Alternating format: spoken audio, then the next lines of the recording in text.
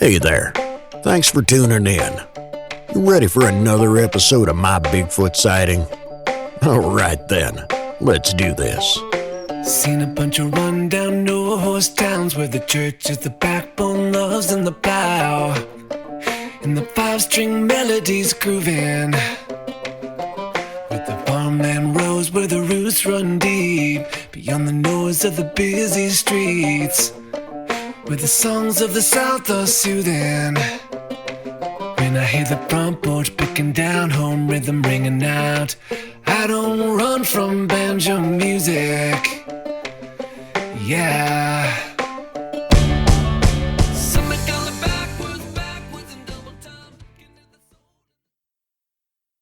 If you'd like to be able to listen to the show without ads and have full access to bonus content, that's an option. To find out how, please go to mybigfootsighting.com. Our Bigfoot sightings happened in Washington State and California. I'm Montra Withers, formerly Freitas. And my name is Kyle Gibson.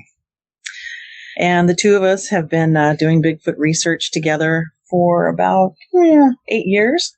Yeah, about 8 years, yeah. And actually, Bigfoot is what brought us together. So when I was a kid, I had a sighting of what I believe to have been a Bigfoot. This was when I was about 12 or 13 years old. So right around 1978 or 1979. And this was in Tuolumne County, California.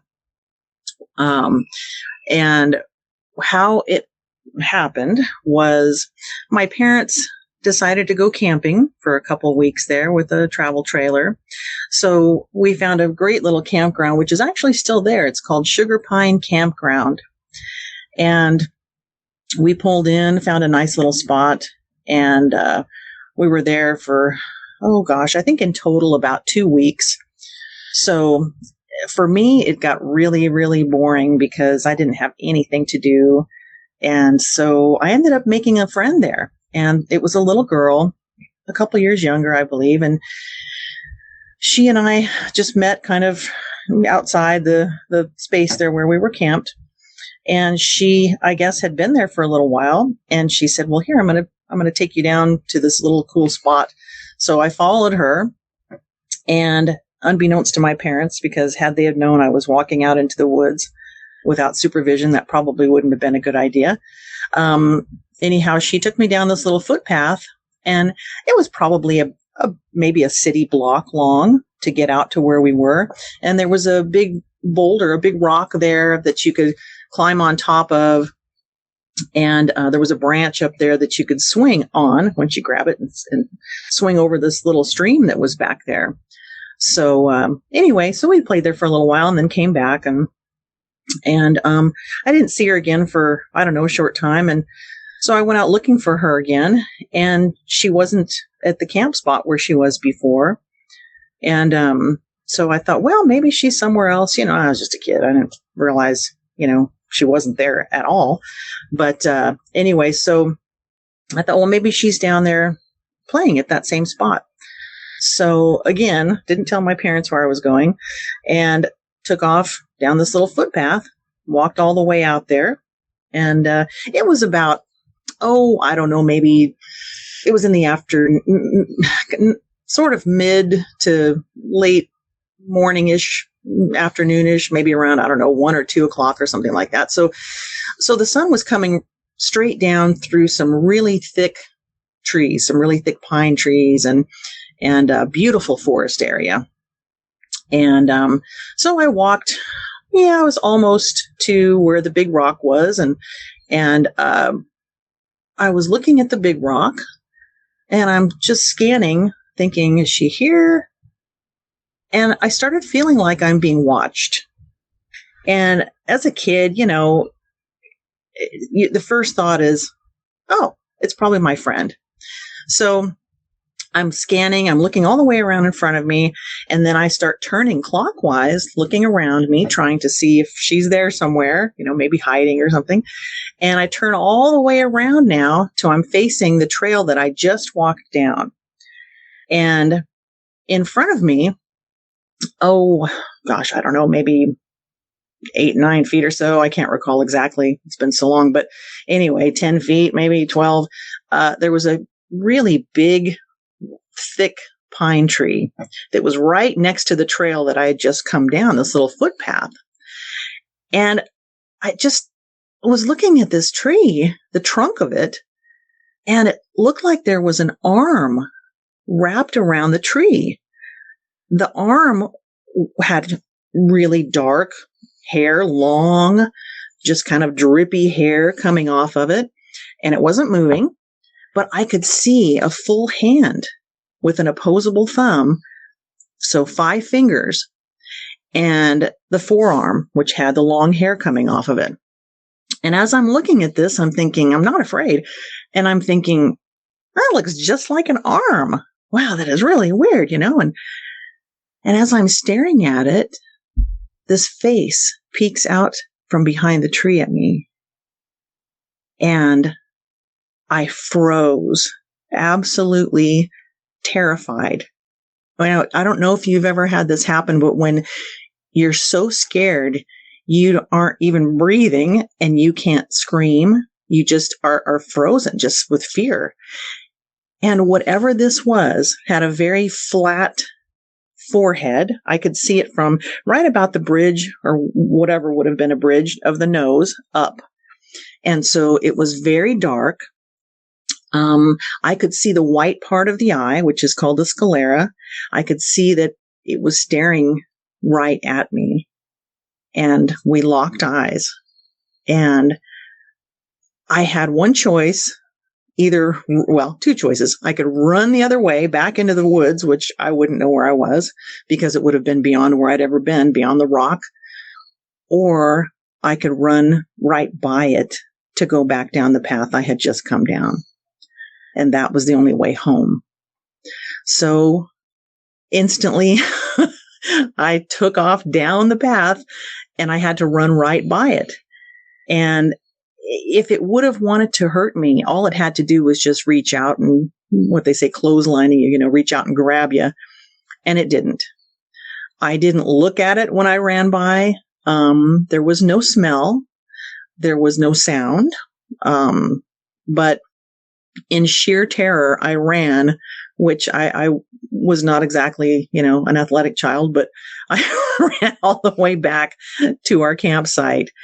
And I ran into the trailer, didn't tell my parents what I'd seen, but I stayed in that trailer for the duration of our stay. I was absolutely terrified. And my parents, my mom would have just brushed it off, but my dad, if he would have thought there was, in his mind, it'd be some weird person out there stalking me or, trying to kidnap me, he would have gone out there and looked for him and been pretty upset at me, and I would have gotten in big trouble. And he probably would have kind of made a scene out there looking for this person.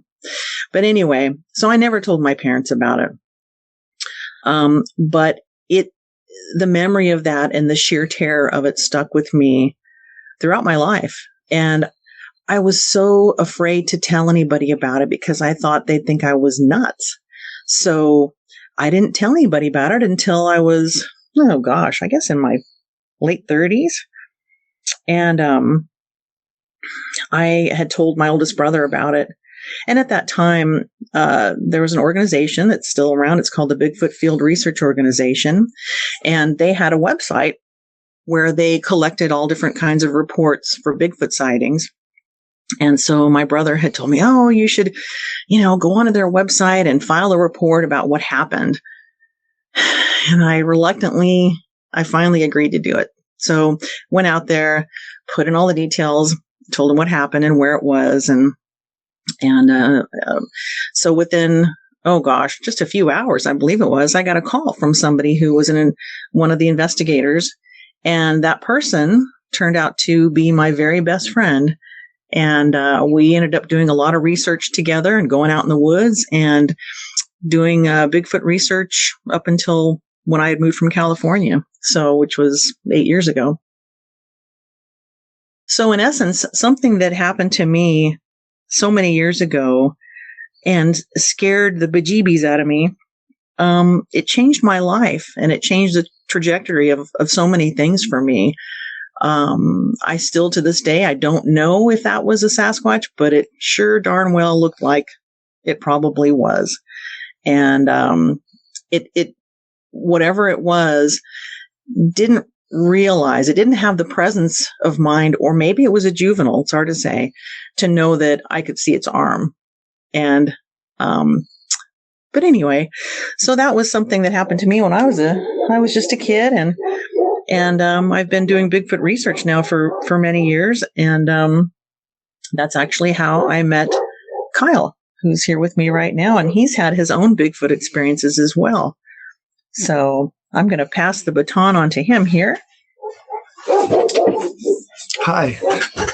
Well, I grew up along a really long river system, which is the Yakima River, where it dumps into the Columbia River. And my grandmother lived right across the freeway from the river. And when we were kids, we'd always play down at the river because there was lots of trees and lots of coverage, and you could go down there, and it was like a big, huge forest, and it went, all along the outside of the city. And that river goes all the way up into the mountains. And so, as a kid, even all our friends and stuff, we all, we built forts down there and we played down there. And then as we got older, we realized that there was fish in there. And so we, we'd catch crawdads and we'd go fishing. And then we found out, there's catfish. So we fish at night for catfish, and we just had a lot of fun. We'd go down there during the day and then play. And then right before dark, we would come back, go back home to eat, and get ready for the next day. Anyway, so, growing up down there, one of my good friends and me, we always spent a lot of time down there, but always towards the end of the day, we'd always felt like we were being watched. It was a really odd feeling. I mean, even after all the years, we would find things down there that just didn't make a lot. We'd see, some footprints or something. We're like, there was times even during the winter time when we'd go down there and the river would freeze over, and we'd be down there and we'd be crawling because the brush is real thick and real tall, and the trees are tall.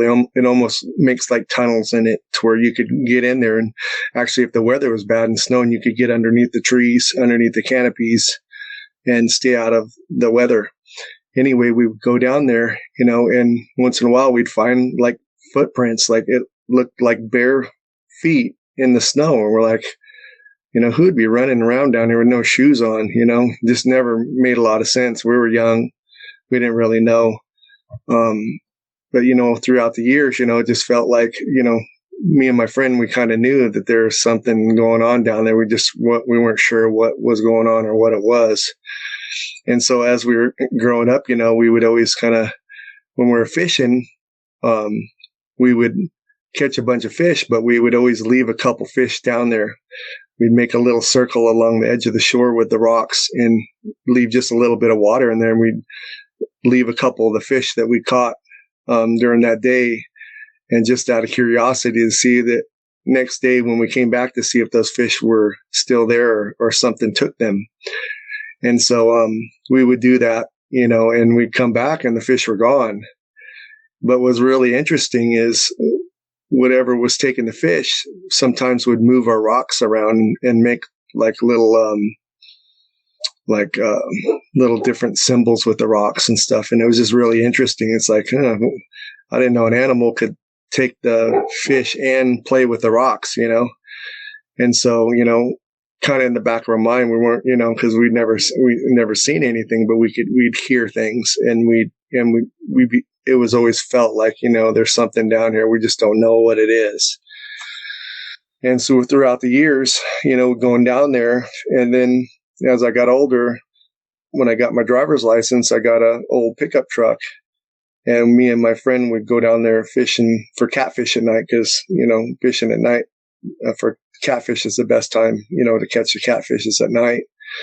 And so me and my friend one night, where we're going down there along the river, and we're going back down that old road, and I had the lights on, and something in front, we saw two figures in front of us walk across the road. And as soon as I saw that, I turned the brights on my truck, and it was two hairy people. There was one that was, I think it was at least 7 feet tall, and the other one was probably, 6 feet tall. It was shorter than the other one.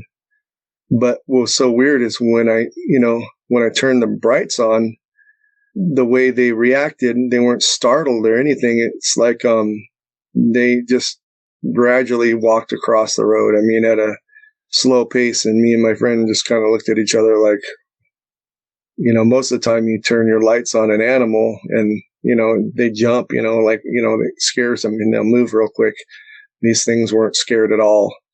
But I'll never forget, his arm, one of the taller one, his arm went up in the air, and when my lights hit his arm, you could see the hair, it was probably 4 or 5 inches long, and it was wispy, and it was moving almost like it was moving in the wind.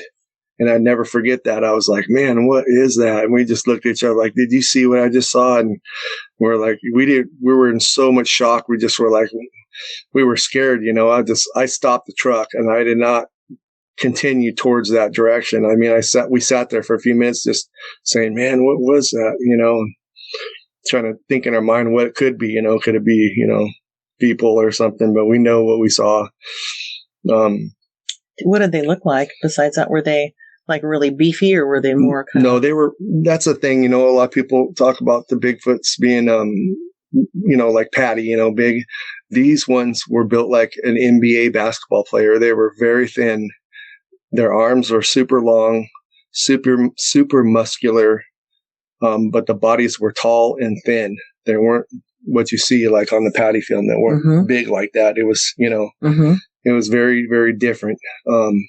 Yeah, sometimes in drawings they'll make Sasquatch out to look like some, young Arnold Schwarzenegger or some kind of thing, like some sort of bodybuilder. But yeah. But I'll never forget, like, the hair and everything. Like I said, on the arms, the hair wasn't all matted or anything. It was wispy and straight.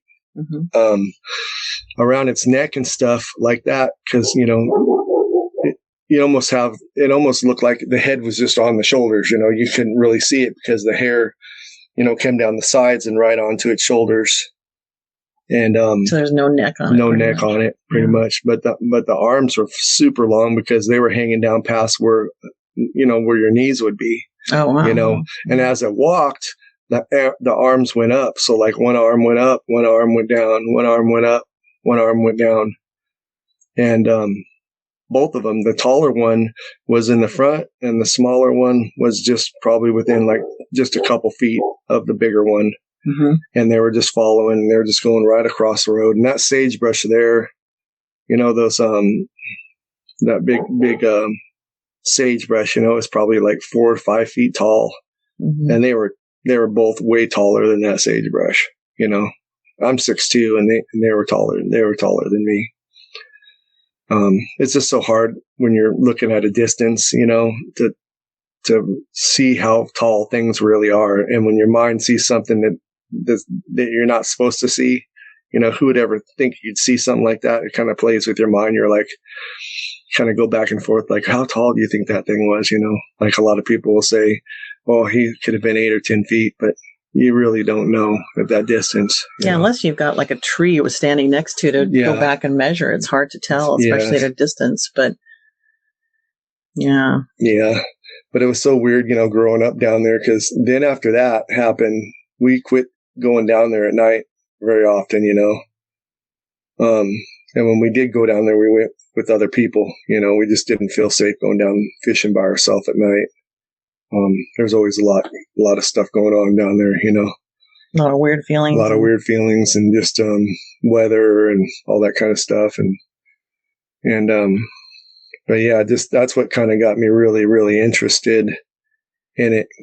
After that, I just kind of like really wanted to know. I mean, I remember going back to a library and like checking out a book to try to figure out what this is all about. Yeah. I was like, how do you ask somebody at the library? Oh, by the way, do you have, Yeah, books on big, giant hairy men. Look at you kind of funny,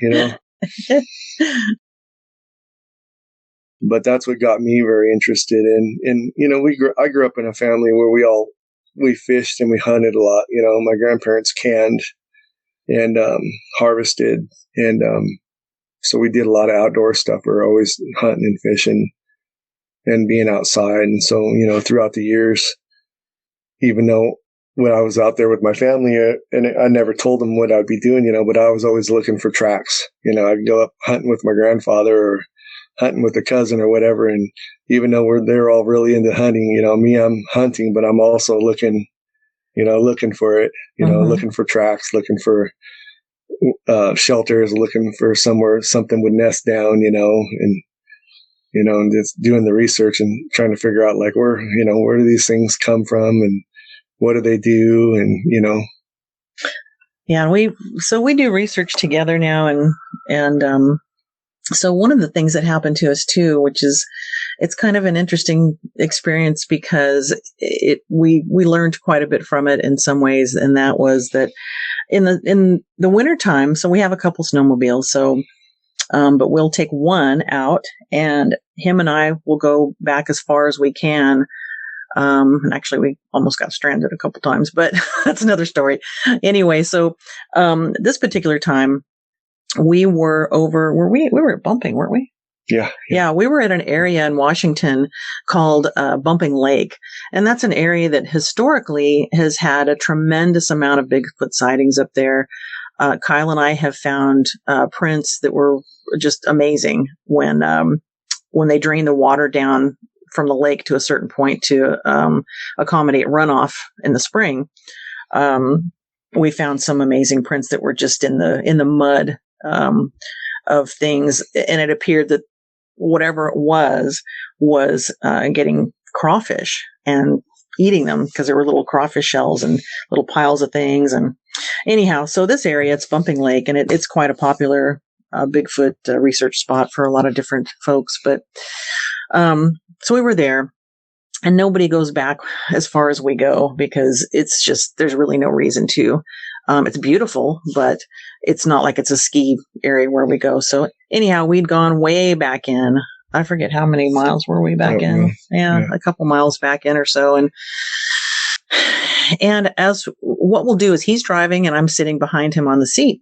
So I'll watch him and which way he's looking. So if he's looking to the right, I'm looking to the left. And then when he turns his head, I turn my head the opposite way. And that way, when we're on the snowmobile, we're covering both sides as much as possible as far as looking for any kind of evidence. We're looking for prints in the snow. Or movement. Or movement especially. And so this particular time, we had just rounded a corner and there was movement over to our left side. I can't remember if you saw it first or if I did or what. I think you saw it. Yes. Yeah. And so we stopped and there were some pine trees back in there. And it was kind of a spotty area where there weren't a whole lot of trees, maybe a couple up front and then a bigger space and then a few more and then a whole bunch after that. So it was a little bit of an open area. Now there was a lot of snow, probably, I don't know what, like 4 feet of snow or something, more maybe? Than that. You think so? Yeah, maybe a little more than 4 feet. Because if you come off the side of the road, that's why we couldn't go down there to look because there was a ditch there and I was almost getting off to go run down there. And Kyle said, you're going to disappear. You're going to fall in the ditch. I'll never find you. So anyhow, so we stopped and back in the trees, probably about, maybe like 75 feet, 60, 75 feet back in the trees. There looked to be a Sasquatch standing next to a tree watching us. Now, it looked, and it was just completely still. And so Kyle and I are sitting there watching. And so I pulled out I think it was my phone or whatever camera I had. I think it was my phone though. And I started taking a couple of pictures and thinking it's probably going to scare it off. It didn't move. So we just sat there and watched it. And it was almost like a stare off, who's going to blink or move first. So eventually we thought, okay, well, let's just keep going and kind of see if it moves or anything. So we just slowly accelerated and kind of kept going around that corner and it never moved. So we were real excited about that. So anyway, when we got back from that particular investigation, we were checking out the pictures and, oh my God, look at it. And we're blowing them up. And you could see the brow line on this creature. I mean, you could see, I believe its arm too, and part of its torso. And it was just amazing. And then if you looked a little bit closer over to the left, there appeared to be another one that we didn't even see in person. And anyway, really, really cool picture. So we blew it up. In fact, his mom liked it so much, she blew it up and had a poster made of it in her house. So, and framed it. So anyway, fast forward to springtime. Well, we wanted to go back out there and see if we could find that exact same spot. And so we had a couple friends go with us, and we finally found it. And once the snow had thawed, you could see exactly what we were looking at. And it was a tree snag. So it was part of a burned. It was a growth that was broken. It was a growth that was popping out on the side of the tree. It was a big growth. Oh, it was a growth. Okay, yeah, but it was a piece of this, piece of tree that was popping out. And it was high up now because the snow was gone. So anyway, it was it was kind of a big moment for us because we're like, oh, how could that possibly be? You could even see the brow ridge. You could see, there was so much detail of what we thought we were looking at and what we thought was looking at us. But, things happen like that. Sometimes you'll think you see something, you can take a picture of it and really believe that that's what it was. But it's always a good idea to go back when time's a little bit different, and take a look in that same area to see exactly what it was, if there's any trace of anything. So, anyhow, it was a lesson learned for us, and it's still something we kind of giggle about because it just looked so real. But it happens to everybody that does Bigfoot research. So, oh yeah, just like this was quite a few years before I met Montra, but I had a place up at Lake Roosevelt, up above Grand Coulee Dam, up in the Colville Indian Reservation area in Washington State. So, I do a lot of research, and I'm an avid fisherman, and so I put my RV up there and I leased a lot, and so I started going up there every weekend and fishing and doing my Bigfoot research also, kind of the best of both worlds. I can go out in the boat and look for new places and fish and just kind of learn the area, and met some of the really nice people up there that had lived along the river for a very long time, and they had stories. And I go back and do some research, and found all these really neat, Bigfoot stories about that area. There's just tons of history. And so I decided, just to see if I could, and as the years went by, spend all the time up there, I'd find prints and I'd find really cool things, and I'd hear them, I'd hear just some really neat, screams and yells, and oh, it's so exciting, because you hear like the Ohio sounds and stuff like that. And then all of a sudden you could hear that up there at the lake, and you're like, wow, that sounds just like exactly what they recorded, Mm-hmm. And just talking to people up there, and it's just so massive. I mean, the area up there, is along the Columbia River, and it goes all the way to Canada. It's 150 miles of river.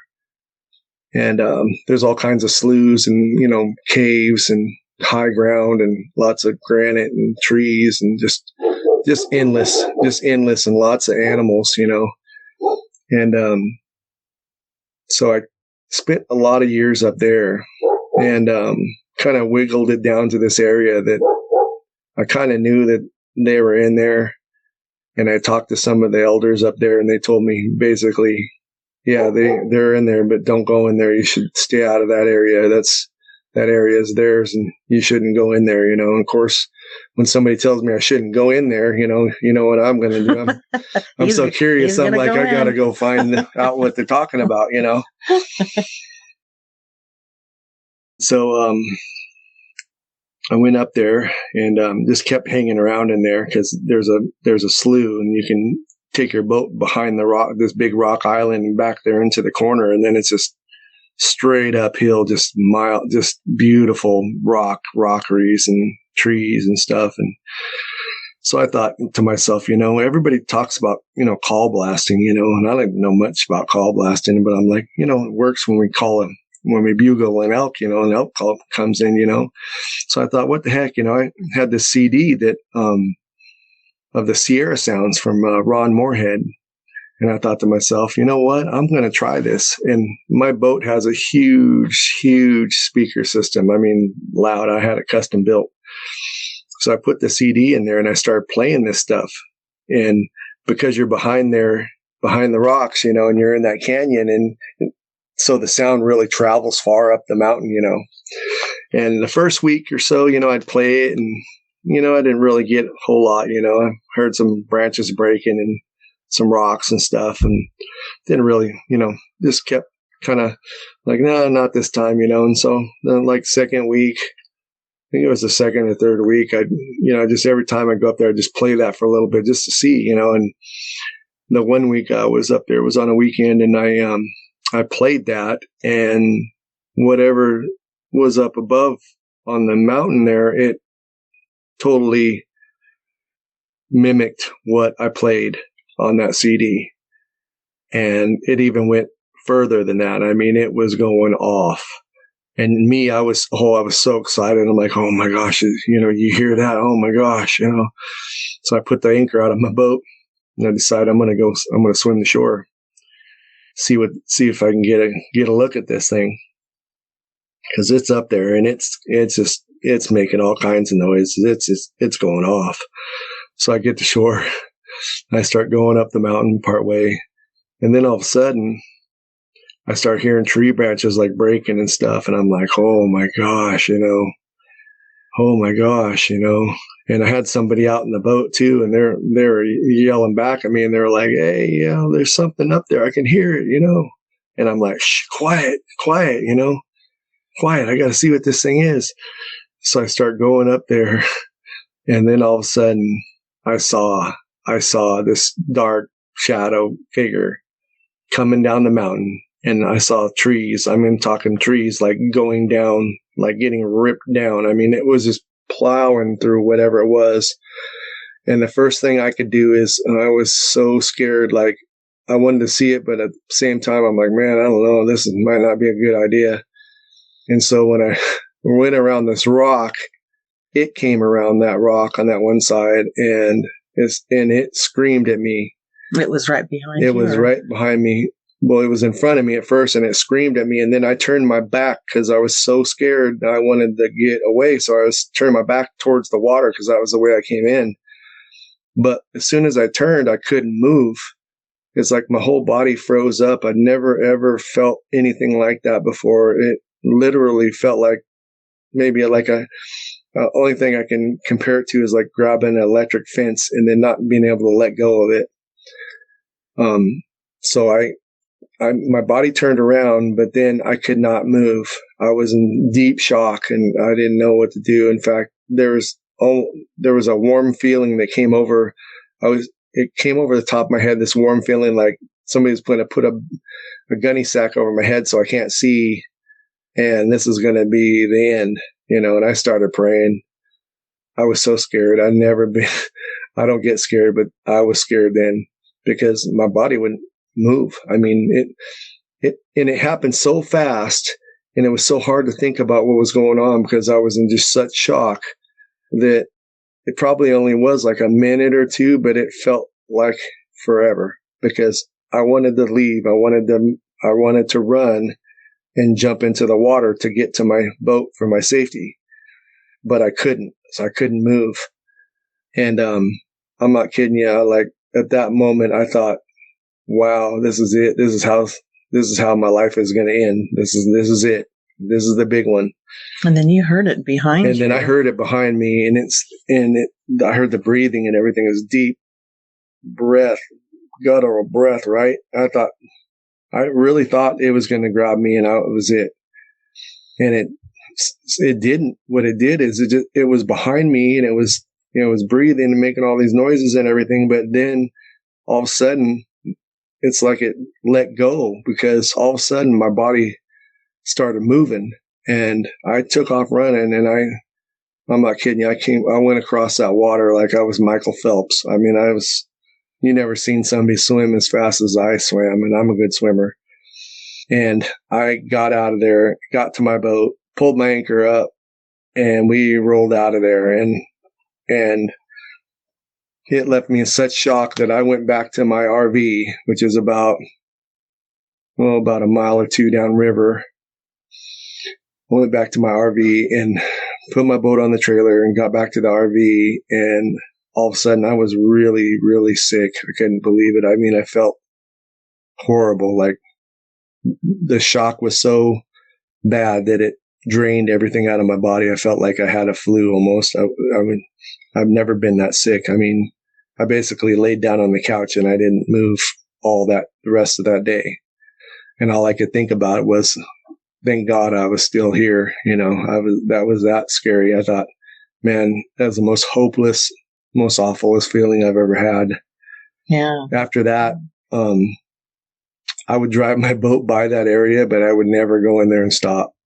I'll drive it in the water around that, but I would never get out on land and go up to that spot where that happened. Yeah. And that was where they told you, yeah, don't ever go up there. Yeah. So I didn't go there no more, you know. Yeah. What did it sound like when it was breathing behind you? It was really deep. Like, it was so weird because not like a bear or not like any other animal, but it was a very guttural, really not nasally, like a nasally breathing.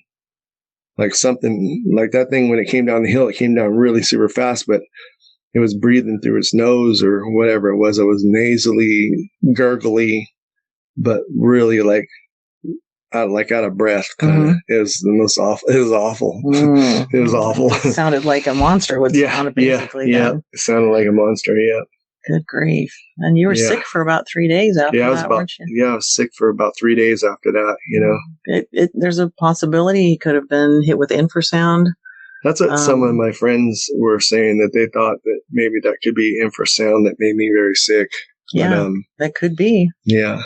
There's no way to test or anything for that, but well, it's so interesting, you know.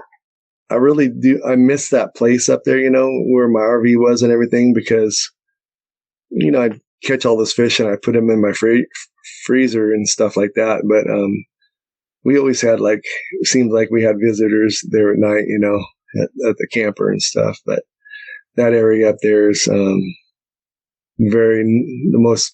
I've been everywhere, but that place up there is totally it's spooky. It is. It's a really, at night after the sun goes down, there's a whole different feel to that area up there. It's very creepy and kind of spooky, and it just feels, it doesn't have a welcoming feel like, yay, vacation. It's more like, go home. Yeah. So, yeah, it's a really good place for research up there. But that experience right there changed me, because, you know, I used to be the guy that's really wanted to go out and get video and get pictures of this creature. And I really wanted to get all this stuff. And then that happened to me, and that kind of opened my eyes up, and I kind of had to rethink my thoughts and rethink myself, going, man, why am I out here chasing something that can just, if it really wanted to, it could have just ended me right then and there. And there was nothing I could do. So, you know, a lot of people that are researchers, you know, they're really interested in this subject, but when something like that happens to you, it really changes your whole view and your whole view on life. It really makes you rethink, maybe it's not a good idea I'm running around out here at night looking for this thing, you know? Yeah. Because I think a lot of people, when they, you know, if you had experience that I've had, it will make you not want to do that ever again. Let me tell you. Yeah. So it can get really creepy, really fast, depending on where you are. And there's some areas like we talked about Bumping Lake, and then there's some other areas that you and I do where we have some sites that we go back and check up in the Blue Mountains, which is close to where we live here. We've had some really very odd things happen to us, so it's hard to say if they're Bigfoot related, so I won't go into those right now. But There was an experience that I had. This was before Kyle and I met, and it was back in the early 2000s. And my best friend, who I'd met when I'd filed that report that I mentioned earlier, Kathy Strain, her and I were out together, and we were working with the BFRO at that time. And we were on an expedition up in the California redwoods. And Matt, who runs the BFRO, he had people that had come there that were participants. And so we were taking groups of people out into the woods to look for evidence and such. So anyhow, there was one of the nights that we were there. We were doing what's called call blasting. And what that is taking purported Bigfoot sounds that have been run through places like Texas A&M to see if they match up with any known animal sounds or any mechanical sounds or human within the human range, vocalizations. And if they come back as, unknown primate or just unknown, then we'll use those sounds to do what we call call blasting. So we'll basically, like what Kyle was talking about, putting it over speakers. So you'll have a portable speaker, and you'll play these sounds, and they're very spooky sounding. Some of them are long kind of wails, depending on what you want to use. But we don't know what they mean, so it's kind of an unknown, because you might be call blasting a sound that is a don't trespass in my area sound, or a warning, or maybe a call from a mother to a child, or who knows what. It could be anything. So we were doing the call blasting and stuff, and where Kathy and I were, we had a group of probably, I don't know, maybe 10 people or so with us, maybe a few more. We were down below where someone was call blasting up on a hill. And it was out in the woods, but this particular area, there was kind of a little bit of a slope uphill, just grassy area, and then a little pocket of kind of some scrub brush with a couple of pine trees in it, just a little island kind of. And then all around that was just green meadow grass, and then it was a little ways from the tree line. So kind of a little pocket of an open area. So we were standing probably, I don't know, maybe 20 feet from this little island that had some scrub brush and a couple trees on it. And it was just a little after dusk. So we're call blasting. And what we do when we're doing that is we'll wait for a response and see if something makes a noise from somewhere to call back to respond to whatever it is that we're blasting out there. So we were all very still. And on that particular expedition, nobody was allowed to use flashlights. So nobody had any way of lighting anything up to scare something off in case something approached us. So anyway, the sounds were going on, and we would stop and listen, and then they'd play the sounds again, and then we'd all stop and listen very intently. And what happened is I can't remember who actually noticed it first. It was probably somebody in the group, or if it was Kathy, but in this little island of brush, there were 2 red dots that looked like little red LED lights or something, but they were spaced just far enough apart where they looked like eyes on a big head, because they were far apart, maybe like, I don't know, about 8 inches or 9 inches or 10 inches. I can't recall exactly because I wasn't close enough to it, and they were down low. So it looked like something was in this little island where there was just brush and stuff, and you couldn't really see into it very well, being as it was dark too. And something was crouching down with these 2 red glowing eyes. And so everybody looked over there, and everybody was getting pretty nervous. There was no sound, no smell, no nothing. And so Kathy and I were closest to it. And so her and I were both scared too. And we're the only girls there. And so we looked at each other, and we held each other's hand, and we walked towards it. And as we're walking towards it, we got about another maybe 5 feet closer, those 2 red glowing dots started to raise up and raise up and raise up, as though something went from a squatting down position to a standing position. And they went very slowly up and up and up, and we could see them. And then when they got to be about maybe 7 feet, maybe something, they just dimmed out and they were totally gone.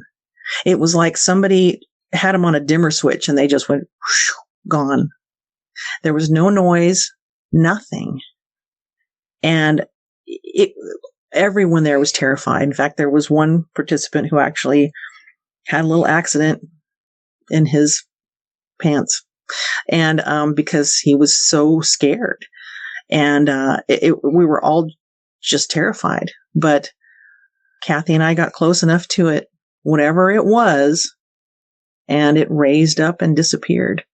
And now we were on a Bigfoot expedition, but I don't know what that was. So that I can't tell you, but anyhow, the next day we had gone back in the daytime and we thought, well, there's gotta be something. We're going to look and see if there's anything there, any duff that's been moved, any leaves that were crunched or anything mashed down underneath this kind of scrubby brush and under these little scrub trees that were there and the pine trees. There was nothing disturbed. Everything was just still covered in, leaves that were crunchy, and there wasn't any evidence that any person or anything had been back in there. But there definitely was something, and what that was, I to this day I still don't know. But pretty scary stuff. So anyhow, I think is there anything else you want to talk about that you've experienced? We've both had a lot of experiences, but I think that that's probably all I can think of that's real exciting for now.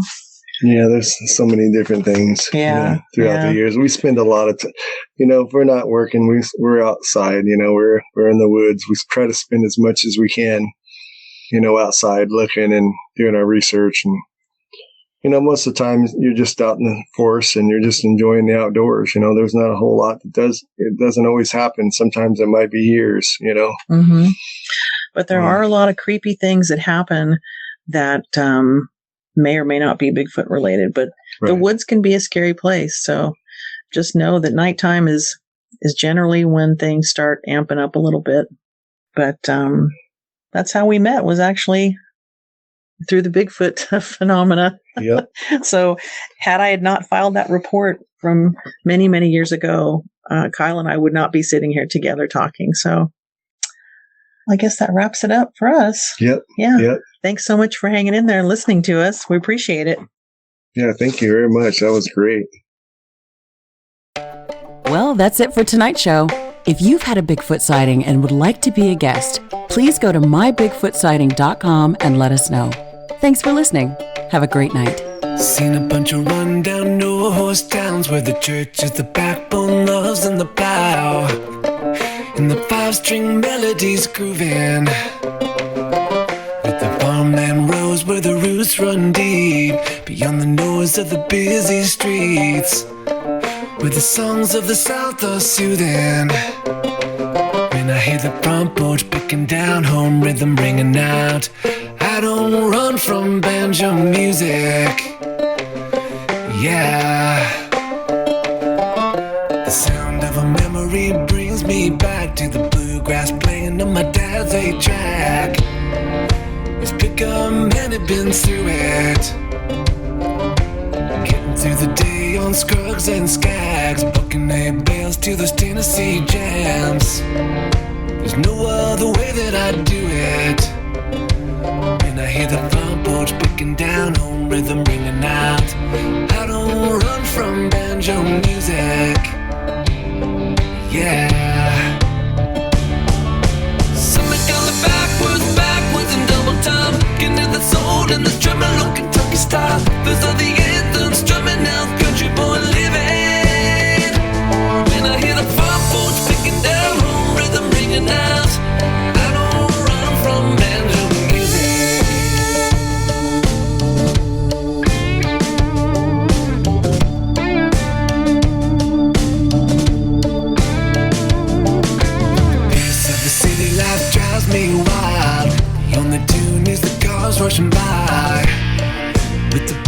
the stereo's booming.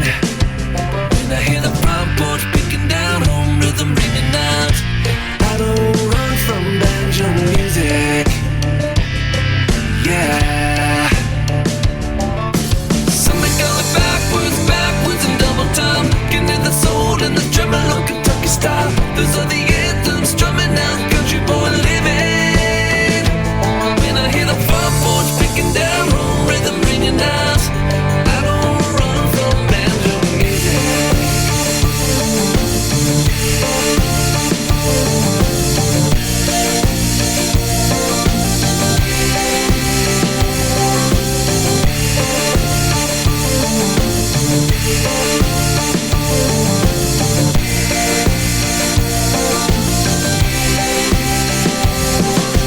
Something going backwards, backwards in double time. Getting in the soul and the tremolo Kentucky style. Those are the anthems strumming out, country boy living. When I hear the front porch picking down, home rhythm, ride chicken porch swing, mama's best sweet tea kind of sound.